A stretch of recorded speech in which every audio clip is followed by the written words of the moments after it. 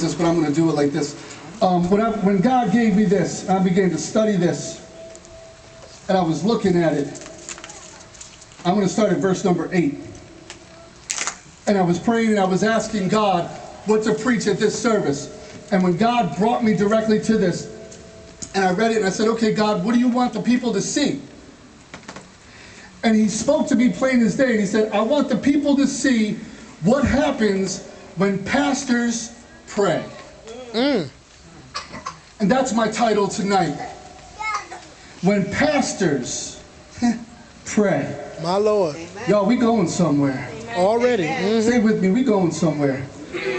Chapter number 17, starting at verse 8, and I'm going to read all the way down through verse number 16. And I'm going to read quickly because of time, so just hang with me. Then came Amalek and fought with Israel in Rephidim. And Moses said unto Joshua, choose us out men, and go out, fight with Amalek tomorrow. I will stand on the top of the hill with the rod of God in my hand. So Joshua did as Moses had said to him, and fought with Amalek. And Moses, Aaron, and Hur went up to the top of the hill. And it came to pass, when Moses held up his hand, that Israel prevailed. And when he let down his hand, Amalek prevailed. But Moses' hands were heavy, and they took a stone and put it under him, and he sat thereon. And Aaron and Hur stayed up his hands, one on one side and the other on the other side, and his hands were steady until the going down of the sun. And Joshua discomfited Amalek and his people with the edge of the sword. And the Lord said unto Moses, write this for a memorial in a book, and rehearse it in the ears of Joshua. For I will utterly put out the remembrance of Amalek from under heaven. And Moses built an altar and called the name of it Jehovah Nissi. For he said, because the Lord has sworn that the Lord will have war with Amalek from generation to generation. My Lord. When pastors pray. My God. Here we're talking about the children of Israel. And they had come out of Egypt, and God has separated the Red Sea for them, and they crossed over on dry land. And now they're in the wilderness. And they're wandering through the wilderness, and they're complaining because they're hungry. They're complaining because they're thirsty. They're complaining because they're tired.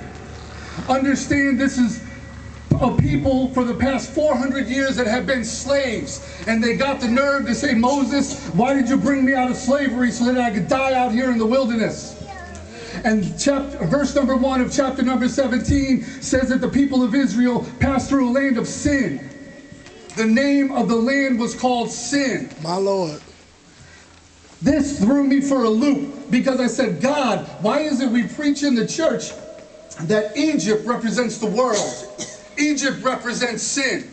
Yes, Egypt represents our carnal nature. Amen. Jesus. And now we're out of Egypt and we're in the wilderness. But yet we're still in this land called sin. My God. My God, and God revealed to me and spoke to me. He said, son, when you were smoking crack, when you were lying, when you were stealing, breaking into people's houses and stealing guns, when you were selling stolen items at pawn shops, when those bullets flew by your head, you had no idea the damage you were doing to everybody else around you. Jesus. He said, but when you got saved, you got to come into this knowledge of your sin. Let me talk to you for a minute. When you get saved, you need to come to the understanding knowledge of the effects of what you did, to how it affected everybody else. Amen. Come on now.